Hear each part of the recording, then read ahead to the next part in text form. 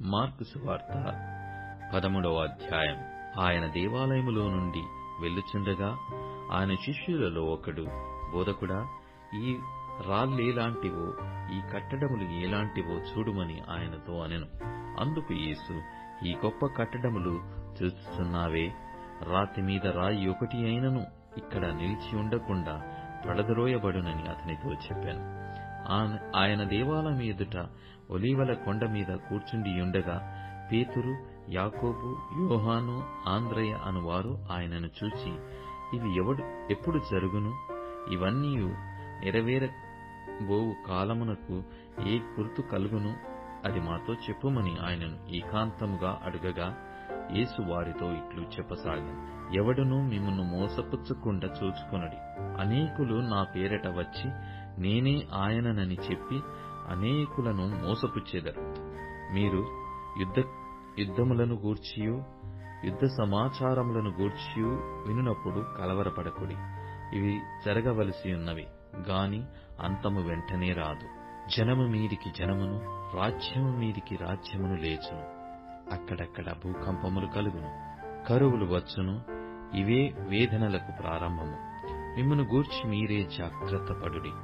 వారు మిమ్మును సభలకప్పగించెదరు, మిమ్మును సమాజ మందిరములలో కొట్టించెదరు. మీరు వారికి సాక్షార్థమై అధిపతుల ఎదుటను రాజుల ఎదుటను నా నిమిత్తము నిలవబడెదరు. సకల జనములకు సువార్త ముందుగా ప్రకటింపబడవలెను. వారు మిమ్మును అప్పగించుటకును కొనిపోయినప్పుడు మీరు ఏమి చెప్పుదమో అని ముందుగా చింతింపకుడి. ఆ గడియలోని మీకేది ఇయ్యబడునో అదే చెప్పుడి. చెప్పువాడు పరిశుద్ధాత్మయే గాని మీరు కారు. సహోదరుడు సహోదరుని, తండ్రి కుమారుని మరణమును కప్పగింతురు. కుమారులు తల్లిదండ్రుల మీద లేచి వారిని చంపింతురు. నా నామము నిమిత్తము అందరి చేత మీరు ద్వేషింపబడుదురు. అంతము వరకు సహించువాడే రక్షణ పొందును. మరియు నాశనకరమైన హేయ వస్తువు నిలువరాని స్థలమందు నిలుచుట మీరు చూచునప్పుడు చదువువాడు గ్రహించుగాక. యూదయలో ఉండువారు కొండలకు పారిపోవలెను. మిద్దెల మీద ఉండువాడు ఇంటిలో నుండి ఏదైనాను తీసుకుని పోవుటకై దిగి అందులో ప్రవేశింపకూడదు. పొలములో ఉండువాడు తన వస్త్రము తీసుకుని పోవుటకు ఇంటిలోనికి తిరిగి రాకూడదు. అయ్యో, ఆ దినములలో గర్భిణీయులకును పాలిచ్చు వారికి శ్రమ. అది చలికాలమందు సంభవింపకుండా వలెనని ప్రార్థించుడి. అవి శ్రమగల దినములు. దేవుడు సృజించిన సృష్ట్యాది నుండి ఇది వరకు అంత శ్రమ కలగలేదు, ఇక ఎన్నడూనూ కలగబోదు. ప్రభువు ఆ దినములను తక్కువ చేయని ఎడల ఏ శరీరియు తప్పించుకొనకపోవును.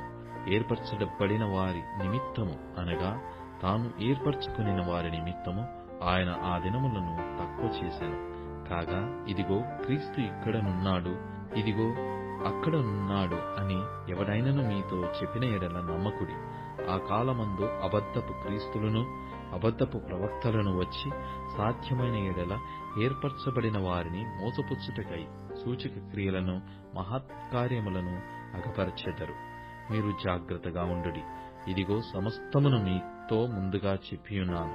ఆ దినములలో ఆ శ్రమ తీరిన తర్వాత చీకటి సూర్యుని కమ్మును, చంద్రుడు తన కాంతిని ఇయ్యడు, ఆకాశము నుండి నక్షత్రములు రాలును, ఆకాశమందలి శక్తులు కదిలింపబడును.